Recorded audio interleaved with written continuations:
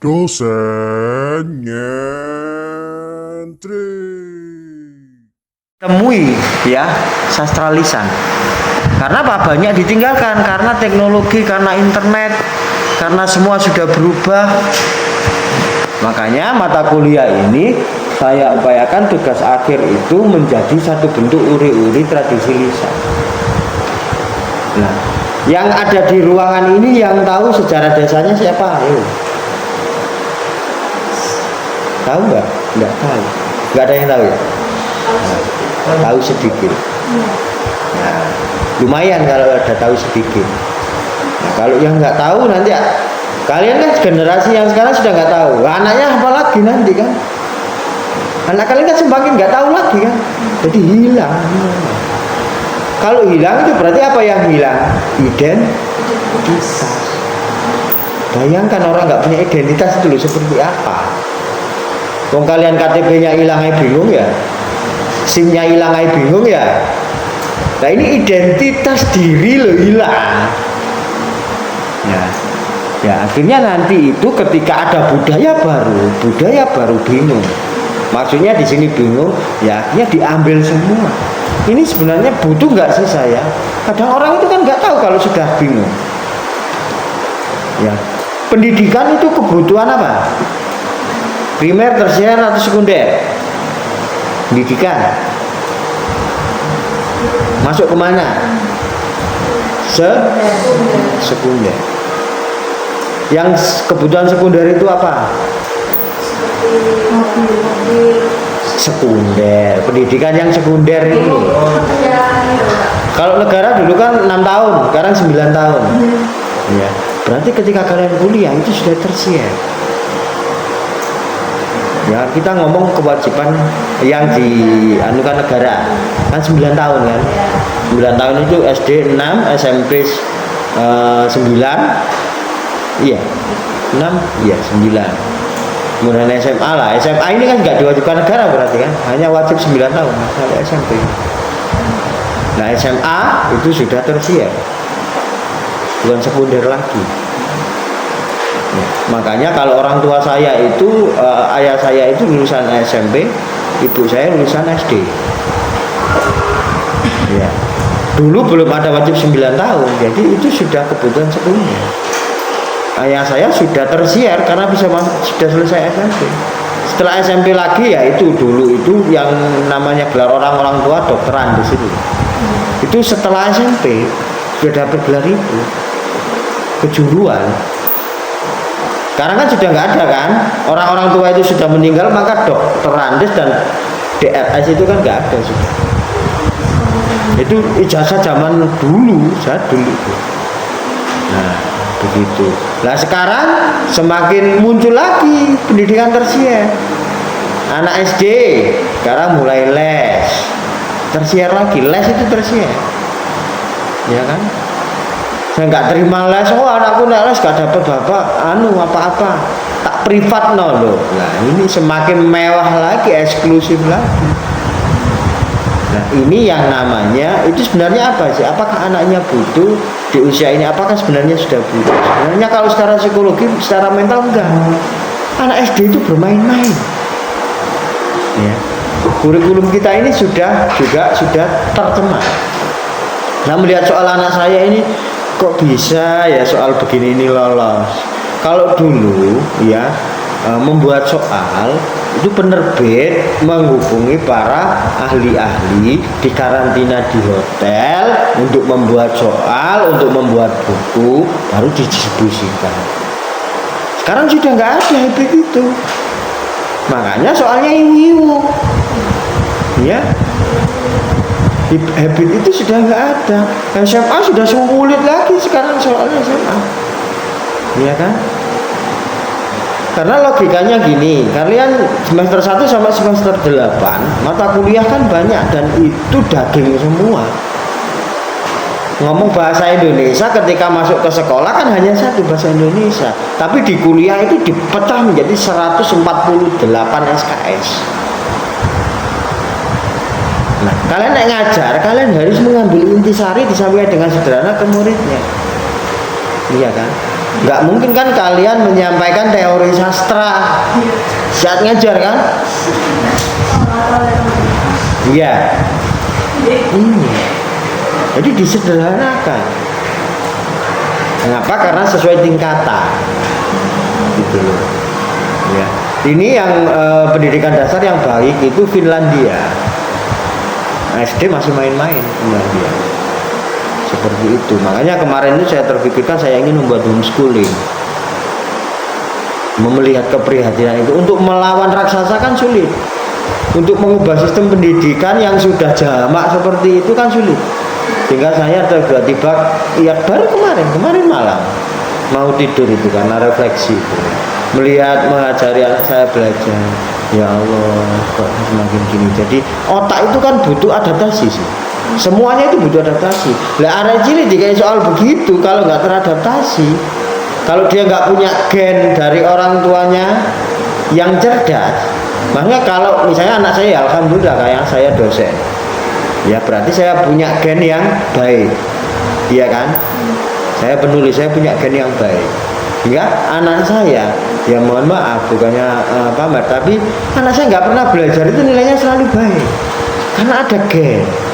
Nah, tapi kan tidak semua orang itu kan dosen. Nah, misalnya satu sekolah yang dosen, satu sekolah kadang mungkin satu, yang guru mungkin ada 20. Lah sisanya buruh, petani, ya dan lain sebagainya. Dan soal iu gimana? Nah ini kan sudah terlalu jamak kan, mengubah itu kan sulit. Nah akhirnya dari refleksi itu saya tiba-tiba saya ingin membuat homeschooling. Sehingga kok belajar itu sesuai dengan usianya. Oh waktunya SD yang bermain, nanti ya dikasih main-main aja. Nanti semakin spesifik. Nah itu kemarin saya kepikiran, nggak tahu gimana cara mewujudkannya, yang penting terpikirkan dulu. Ya, jadi seperti itu. Kita kembali ke sastra lisan. Sastra lisan itu sastra yang diwariskan secara turun temurun, ya, melalui tradisi lisan dalam masyarakat. Kalau dulu kalian pernah melihat lah video-video jadul atau foto-foto jadul, anak metani ibu atau ibu metani anaknya. Tahu istilah metani? Cari kutu itu loh. Ya, itu kan sambil mendongeng dulu. Nek sekarang apa? Sambil apa? Rasan-rasan. Dan sudah berubah kan? Lah dulu itu tradisi lisan salah satunya lewat di situ. Kemudian melalui codek geni. Tahu codek geni? Nah ini kearifan lokal. Codek geni ini. Codek geni mungkin sudah hampir banyak yang nggak memakai kan? Nah itu hal yang kecil tapi itu masih kearifan lokal. Ya, semua kan hampir gas ya, bahkan sekarang sudah ada yang listrik ya, kompor ya. Nah, di situ. Kok bisa itu di situ? Nah, anak itu kan kalau pagi itu kan dingin loh, mendekatilah ke tungku. Nah, ibunya sambil masak, anaknya nanti suruh nyukokno geni. Nah, itu biasanya melalui situ tembang siiran. Ya, cerita-cerita. Turunnya dari situ. Lah itu aktivitasnya kan nggak ada, jadi sudah nggak ada. Yang masih ada petan, tapi petannya rasan-rasan. Ya, hilang ya, ini hilang. Jadi tradisi cerita itu sudah mulai hilang. Nah nanti harapan saya dengan kalian mendokumentasi ini satu, biar nggak hilang semuanya. Ya, jadi itu. Nah, ciri-ciri, ini ciri-cirinya. Dituturkan secara lisan, sifatnya anonim, misalnya ada cerita apa gitu ya, itu nggak tahu ini karyanya siapa karena nggak ada nama di situ. Jadi pasti anonim sifatnya karena disampaikan secara lisan. Misalnya mbah kalian itu menyampaikan ke ibu kalian, ya ibu kalian menyampaikan ke kalian. Nah itu disampaikan terus turun temurun, nggak tahu ini siapa yang membuat cerita. Ya seperti itu. Nah ini sifatnya anonim. Dan kolektif dan komunal. Kolektif itu berarti kalau di daerah situ itu ceritanya ini rata-rata orang di kampung itu kalau ini masih ada pasti ceritanya tentang itu. Ini maksudnya kolektif. Ya, jadi ini memiliki kearifan lokal. Jadi cerita Sangkuriang, ya, itu sebelum adanya era internet dan distribusi cerita itu ya hanya di daerah situ saja. Nah kalau di sini ya area sini saja seperti itu. Nah sekarang dengan adanya teknologi, dengan ada persebaran kekayaan intelektual, ya Sangkuriang itu sudah dimiliki oleh Indonesia. Semua sudah mengetahuinya, ya. Jadi seperti itu. Karena banyaknya cerita, banyaknya sastra lisan, sehingga sangat variatif. Ya, kadang ceritanya sama, tetapi versi Jawa dan versi Sunda berbeda, versi Sumatera berbeda, seperti itu, sehingga itu variatif, ceritanya hampir sama, ya, mengandung nilai budaya, ini pasti, ya, itu ciri-cirinya. Ketika kita ngomong ciri-cirinya, kita ngomong bentuk sekarang ya. Ada yang bisa menyebutkan bentuknya seperti apa sastra lisan selain asal usul atau legenda itu tadi? Apa?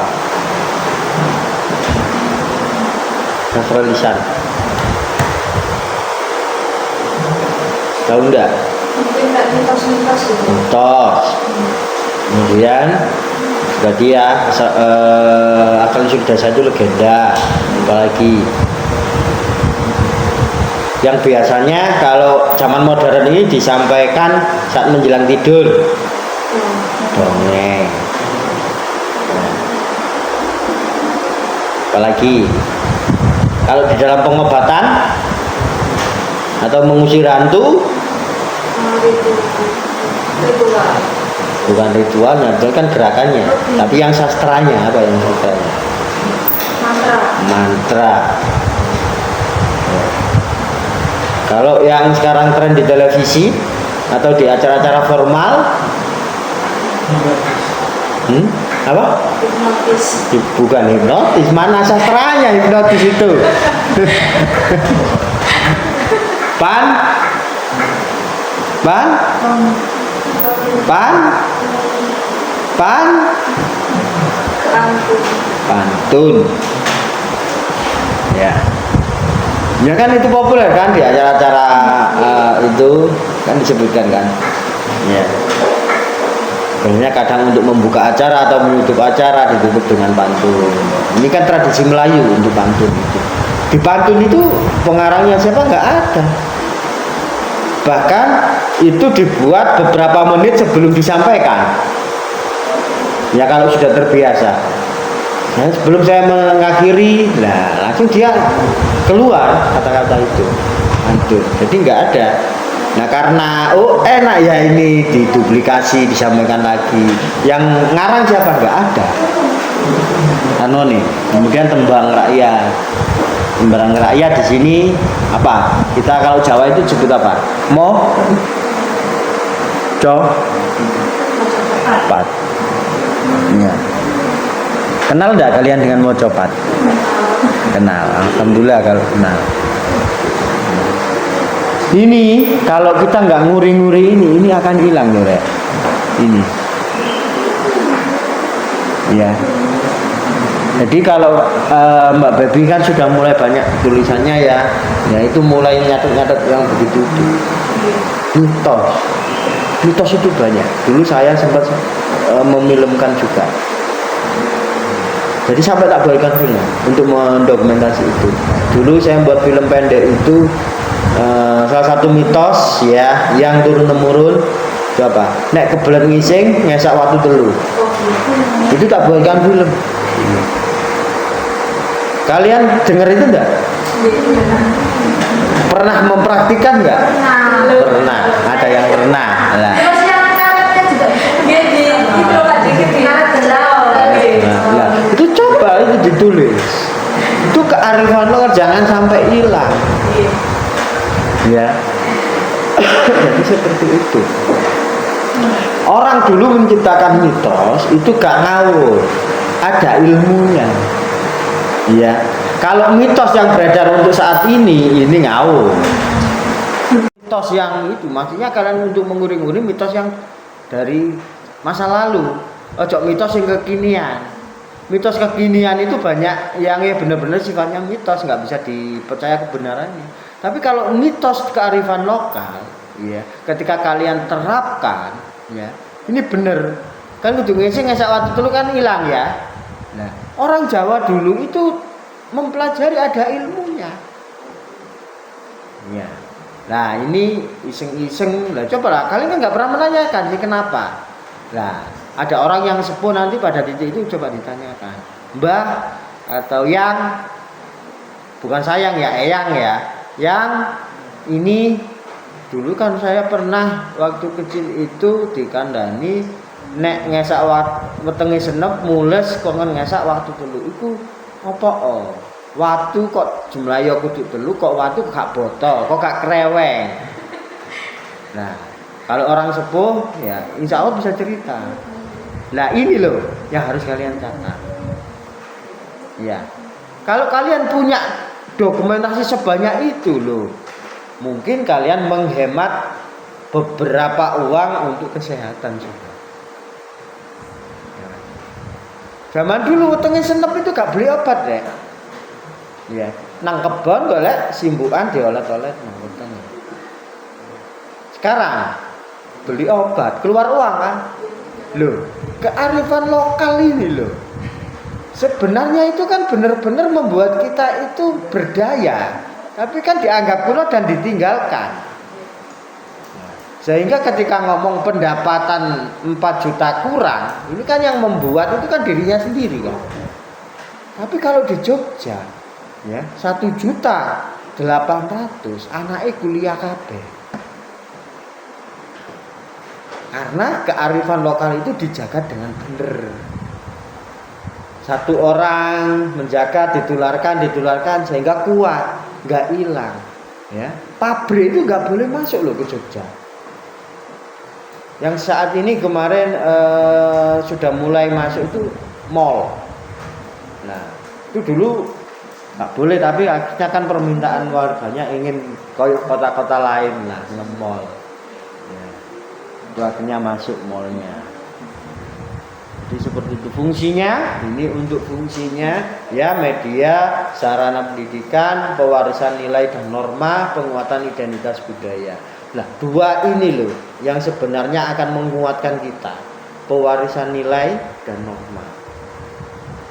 Value ya tadi itu menyebutkan dulu wetenge senep ya. Itu diolesi simbukan. Mencret ya. Mencret itu kan ada metabolisme tubuh yang nggak sakit, ada yang metabolisme tubuh yang dia merasakan sakit saat mencret. Ya kan? Ya dulu itu ngambil daun jambu, daun mangga. Kok daun mangga, daun pepaya. Nah itu untuk obat itu. Dan sekarang ya beli obat. Nah, sawo bisa. Sekarang itu kan banyak yang sudah mulai beli entrostop lah, apalah ya. Uang sehingga kebutuhan 4 juta itu kurang karena semua berbasis uang. Gitu ya. Coba nanti kalau kalian semakin mendalami warisan-warisan nenek moyang, uang itu sudah apa ya? Enggak menjadi sentral. Ya. Jadi ketika nggak ada uang, nggak pusing. Nah ini kan angka perceraian naiknya itu kan gara-gara nggak punya uang. Yang pertama,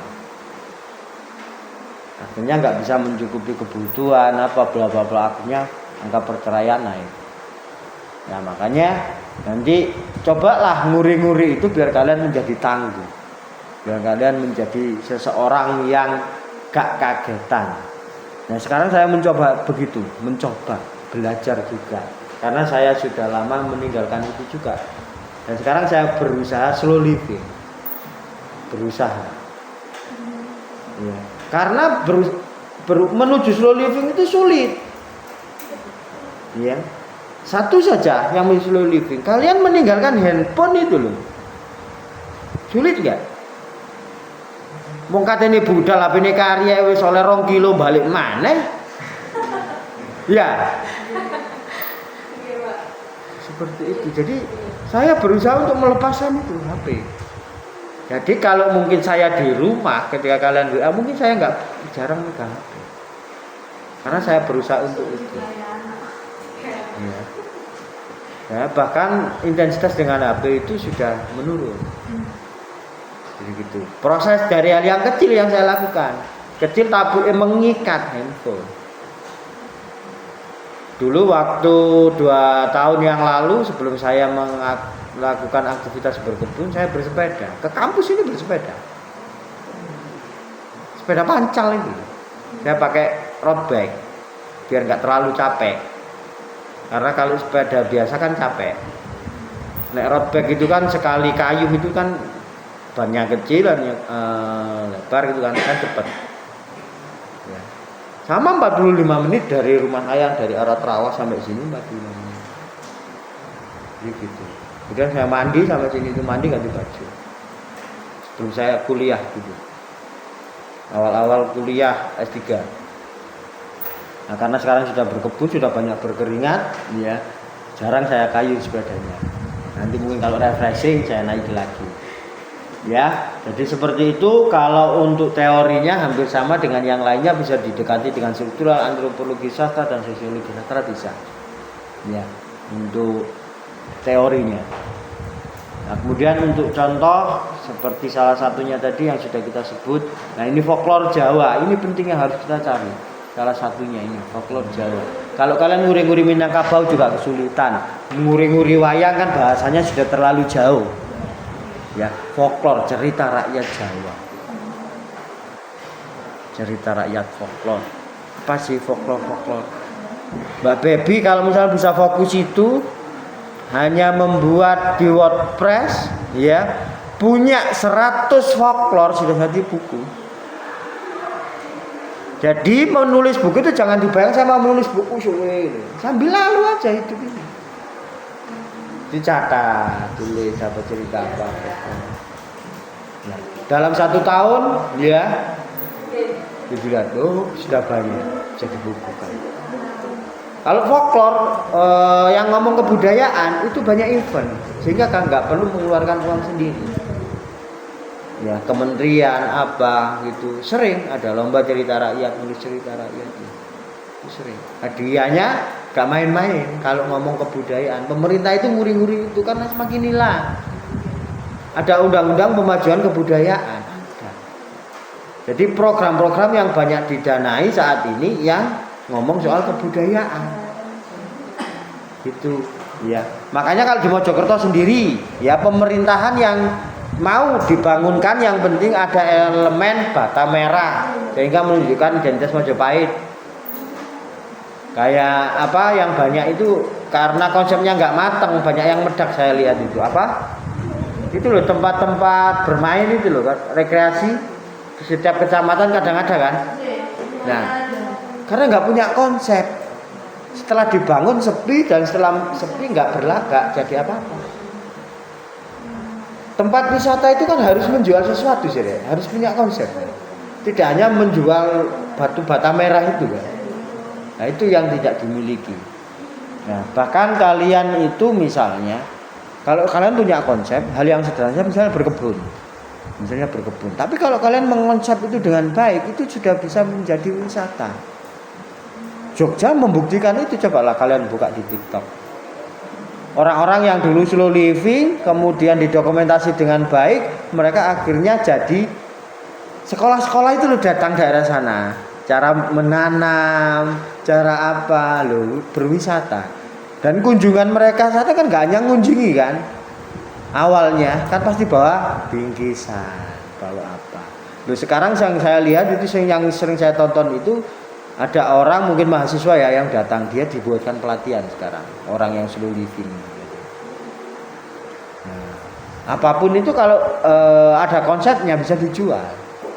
Jadi buatlah konsep apapun itu sehingga kalian nanti bisa menjualnya. Jadi konsep itu yang penting. Jadi ngomong itu kalian harus punya konsep. Ya, bertindak kalian harus punya konsep. Sesuatu yang terkonsep lambat laun itu akan menjadi value. Ya, jadi konsepkan. Awalnya kalian mencatat, tapi kalau sudah terbiasa, sudah di sini itu sudah ada peta konsepnya. Kalian ngomong itu di sini sudah apa yang kalian omongkan nanti begini ini sudah terbentuk kalau sudah terbiasa. Jadi caranya catat dulu. ngomong catat konsepnya kayak apa, langkahnya kayak gimana, nanti kalau ada masalah gimana, nanti goalnya kayak apa, katanya itu. Sehingga ngomongnya punya ide ini. Biasanya kan ide caranya gimana nggak tahu. Kalau orang sudah terbiasa konsep, mengeluarkan ide, langsung di sini itu otaknya itu membangun. Terus caranya gimana? Dia langsung ya, padahal itu spontan, misalnya di rapat. Ya, kalau kalian terbiasa konsep, itu akan muncul bla bla bla bla, muter gitu. Langsung jadi. Nah, kalau kalian terbiasa seperti itu, dikenal akhirnya menjadi seorang konseptor. Mahal enggak? Mahal. Mau enggak dibayar mahal? Nah, itu bergantung kalian. Nah, itu contoh ya. Itu sesuatu yang dikonsepkan itu akan menjadi sesuatu yang bernilai. Nah, ini yang kalian lakukan nanti di sini, dokumentasi dan digitalisasi. Ya. Untuk tahap ini karena kalian masih semester 1, saya tidak memintanya untuk integrasi dalam pendidikan. Tidak, tapi cukup 2 ini bentuk dokumentasi. Setelah itu setelah didokumentasikan saya minta ngupload di YouTube bentuk digitalisasi. Karena apa? Selama nanti ada internet dan YouTube itu belum tutup, nah insya Allah apa yang kalian lakukan itu adalah amal jariah. Ya, jadi seperti itu.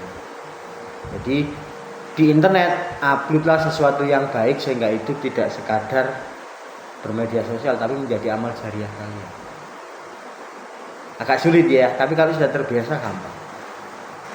Ya, itu. Dan untuk relevansinya di sastra lisan, ya, ini kita kalau sudah nguri-nguri, kita sudah terbiasa melakukan itu, nanti kita akan mendapatkan nilai yang begitu tidak kita duga. Ya. Karena saya seperti ini, misalnya saya kan berangkatnya di sastra nih. Ya. Karena saya nguri-nguri budaya, saya kerap kali diundang ngomong soal kebudayaan. Padahal fak saya pertama di puisi, ya. Kemudian karena saya nulis sastra, ya, nulis puisi, ya diminta nulis pelatihan cerpen, bedah novel. Itu akhirnya begini terus. Ya. Karena semakin tinggi, ya, jam terbangnya semakin tinggi, biar terlihat itu apa? Nguri-nguri budaya. Mempelajari budaya. Artinya saya disebut sebagai budayawan. Orang-orang sendiri yang menyebut. Padahal kadang saya itu hanya mengangkat sesuatu yang sudah remeh-temeh gitu, kayak tadi itu apa Watu Telu saya buatkan film. Ya, ada konsep-konsep kebudayaan yang saya munculkan lagi. Saya hanya bercerita soal masak yang pakai kayu bakar sama gas LPG saja, rasanya beda. Nah, ini loh saya dianggap sebagai seseorang yang ini budayawan. Padahal itu kan sudah ada, saya hanya mencatatnya saja.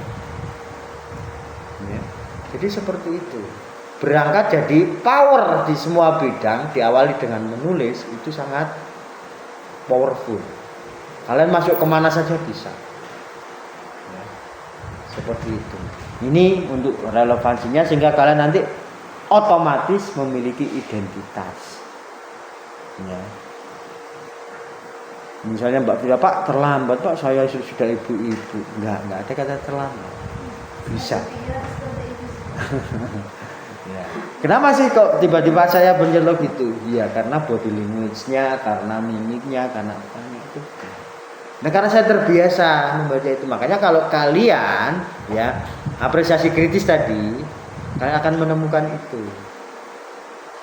Gak perlu ngoyo-ngoyo, dilihat gini aja sudah terbaca.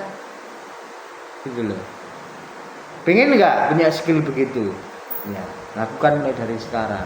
4 tahun itu waktu yang cukup untuk membangun. Ya karena kan baru semester 1 toh. 8 semester kalau kalian berlatih dengan benar, ya dapat sudah. Belum lulus itu. Kalau saya dulu itu semester 4 sudah panen. Iya. Nah, nanti kalau kalian bisa semester 2 sudah panen, berarti kalian lebih hebat dari saya. Jadi seperti itu. Ya, itu yang bisa saya sampaikan. Barangkali ada yang ditanyakan karena ini terkait dengan UAS. Silakan. barangkali ada yang ditanyakan. Kan soalnya itu sudah saya berikan, minimal kenapa 50 tahun, karena orang-orang di atas 50 tahun itu yang mungkin dulu dapat warisan dari nenek moyangnya, walaupun nggak diceritakan ke anaknya, ke cucunya. Nah beliau insya Allah dapat cerita itu, insya Allah. Sebelum orang-orang tua itu sudah pada nggak ada, ayo kita uri-uri. Ya, teknisnya sudah nggak bingung, sudah ada gambaran? Ya. Oke, ya silakan Mbak Mika. Untuk pertanyaannya ke narasumber tersebut itu nanti ya menceritakan tentang situasi di desa di dusun tersebut. Cuma hanya itu aja. Iya, seputar itu. Kamu bisa menyusunnya, mencoba mencari di internet apa sih yang perlu ditanyakan. Bisa. Apalagi sekarang itu kan serba teknologi ya, banyak artificial intelligence, AI, kalian bisa pakai Gemini, kalian bisa pakai ChatGPT dan lain-lain dan lain-lain. Nah, itu nanti yang penting jangan pasrah bongkoan. Jangan tanya ChatGPT, buatkan saya soal untuk wawancara kali ini. Dilihat cocok nggak ini? Nggak cocok, ya nggak cocok dibuang atau masukkan prompt lagi. GPT kalau dia nggak bisa jawabannya semakin bodoh. Ya. Jadi kalau kamu mengejar terus ya, terus jawabannya semakin bodoh, berarti dia nggak bisa. Jangan tanya lagi. Ya. Jadi jangan sekali prompt ya, sekali prompt kamu copy ditaruh. Jadi dibaca, coba divalidasi. Ya. Kalau dia nanti semakin bagus jawabannya, berarti dia bisa mengakses informasi itu. Tapi nek jawabannya semakin membodohkan, ya itu berarti dia nggak bisa menjawab, nggak bisa mengakses informasi itu. Kalau kalian tanya kearifan lokal kearifan lokal atau budaya Indonesia yang tidak banyak terekspos, dia nggak bisa sama sekali. Ya makanya kita sebagai manusia harus turun. Dan bantulah GPT itu sesekali. Bisa nggak kamu bantu GPT? Bisa. Saya sering melakukan. Hai GPT. Hai. Kamu tahu soal ini? Nah jawabannya, karena kalau dia nggak tahu jawabannya deliwat. Nah setelah itu ini loh saya punya informasi.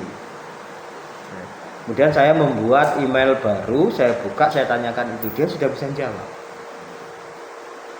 Nah itu kita memberi informasi ke GPT. Saya sering kali begitu. Ya. Nah, itu kalian bisa bersumbangsi. Nanti cerita lokal apa, kamu tahu ini nggak? Tahu, buat email, masukkan. Uji.